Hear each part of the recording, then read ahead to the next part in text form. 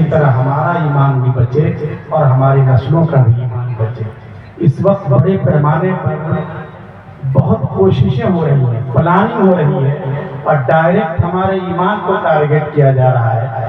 ہماری نسلوں کے دل اور دماغ میں اسلام کے خلاف بغاوت کے جراثیم بوئے جا رہے ہیں۔ اب مسئلہ اس کا نہیں ہے کہ ہم اپنے بچوں کو سنتیں سکھلائیں، ہم اپنے بچوں کو آداب بتلائیں، یہ سب ہماری تہذیب کا حصہ ہے، ہمارے دین کی چیزیں ہم اپنے بچوں کو بتلاتے رہیں، لیکن اب وقت بہت ہی کڑا آ گیا ہے اور سخت آ گیا ہے۔ اب وقت آ گیا ہے کہ ہم ڈائریکٹ اپنے بچوں کو توحید سکھلائیں، عقیدہ ختم نبوت کو مضبوط کریں۔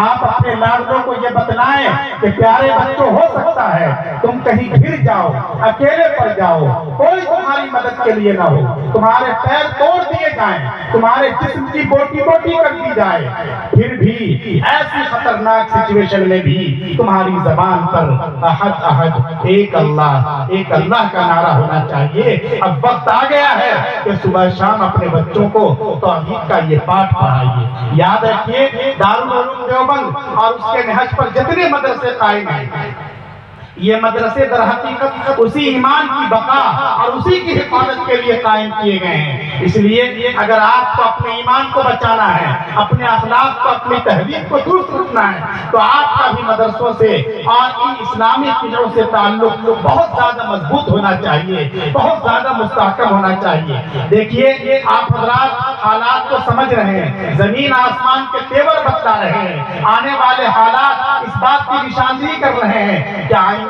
مدرسوں کے لیے حالات اور زیادہ سخت ہوں گے، ان کو پریشانیوں اور کٹھنائیوں کا سامنا کرنا پڑے گا۔ یہ در حقیقت صرف مدرسوں کا امتحان نہیں ہے، ہمارے ایمان کا امتحان ہے، علماء پر، قرآن مقدس پر اور اللہ کے دین کی خدمت کرنے والوں پر ہمارے اعتماد کا امتحان ہے۔ اس لیے ان حالات میں مدرسوں سے ہمیں اپنے تعلق کو اور زیادہ مضبوط کرنا ہے، مستحکم کرنا ہے۔ یہ آپ کا ادارہ ہو یا آس پاس کا کوئی اور ادارہ ہو، یہ سارے ادارے اس ملک میں مسلمانوں کے دین اور ایمان کی حفاظت کا سب سے اہم ذریعہ ہیں، ورنہ یہاں کی بھی تاریخ کچھ اور ہو جاتی۔ اس لیے ہمیں اپنے مدرسوں سے ہمیں اپنے تعلق کو مضبوط کرنا ہے اور خاص کر اپنی نسلوں کو بچانا ہے، ان کے عقیدے کو درست کرنا ہے، ان کے قول و فعل کو درست کرنا ہے۔ اور دیکھیے، یہ بچے ہمارے پاس امانت ہیں، اگر یہ بچے بگڑ گئے، غلط راستے پر چلے گئے، تو پھر ہماری بھی خیر نہیں ہے۔ یہ مطلب نہیں کہ ہم اپنے بچوں کو ڈاکٹر نہ بنائیں، ہم اپنے بچوں کو انگلش میڈیم اسکول میں نہ پڑھائیں، علماء کبھی اس کی مخالفت نہیں کرتے۔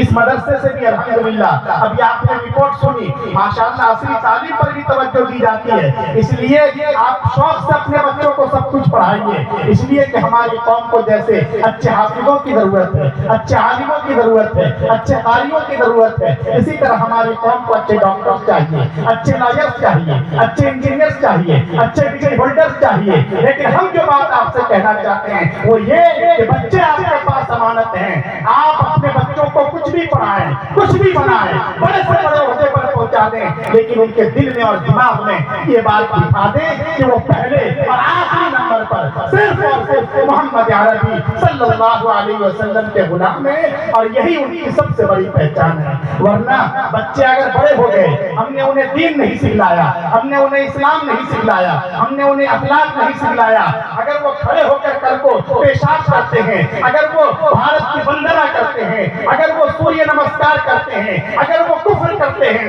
اگر وہ شرک کرتے ہیں، اگر وہ نہ جانے کیسے کیسے جرائم کرتے ہیں، تو یاد رکھیے صرف وہ مجرم نہیں ہوں گے، بلکہ ان کے ساتھ ان کے باپ کی بھی گردن پکڑی جائے گی، ان کے دادا سے بھی پوچھا جائے گا، ان کے چچا سے بھی پوچھا جائے گا، ان کے گارجین سے بھی پوچھا جائے گا کہ تمہاری ناک کے نیچے یہ بچے پل رہے تھے، بڑھ رہے تھے، کرائی کر رہے تھے، تم انہیں بین کر سکتے تھے، تم انہیں روک سکتے تھے، لیکن تم نے کیوں نہیں روکا؟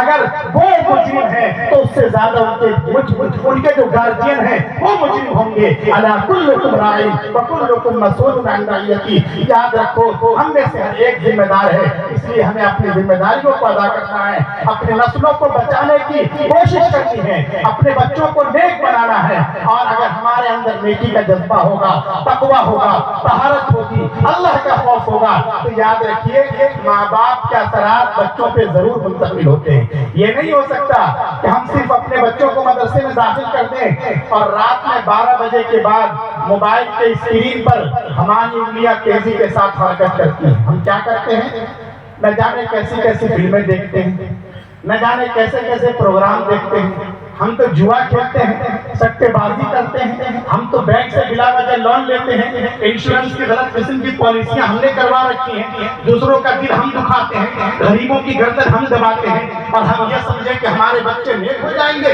हमारे बच्चे बहुत ही अच्छे इंसान बनेंगे। उम्मन ऐसा नहीं होता है। इसलिए अगर अपने बच्चों को नेक बनाना चाहते हैं तो सबसे पहले हमें अपने किरदार पर तवज्जो देनी पड़ेगी, हमें अपने आप को सुधारना पड़ेगा, हमें गुनाहों से तौबा करनी पड़ेगी, हराम माल से अपने आप को बचाना पड़ेगा, बच्चों को बचाना पड़ेगा।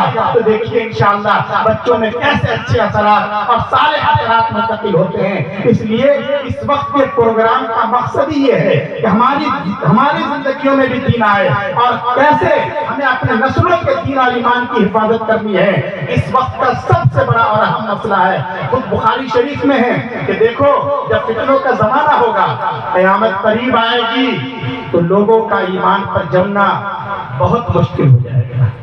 रिवायत में आका सल्लल्लाहु अलैहि वसल्लम फरमाते हैं युस्बिहु रजुलु मुमिना व युमसी काफिरा। सूरत हाल इतनी खराब हो जाएगी कि आदमी सुबह को अच्छा खासा मुसलमान होगा और शाम होते होते काफिर हो जाएगा। शाम को अच्छा खासा मुसलमान है, सुबह होते होते किसी से डर कर, घबरा कर, परेशान होकर, बाद स्कीमों के लालच में आकर अपने दीन और धर्म का ही सौदा कर लेगा।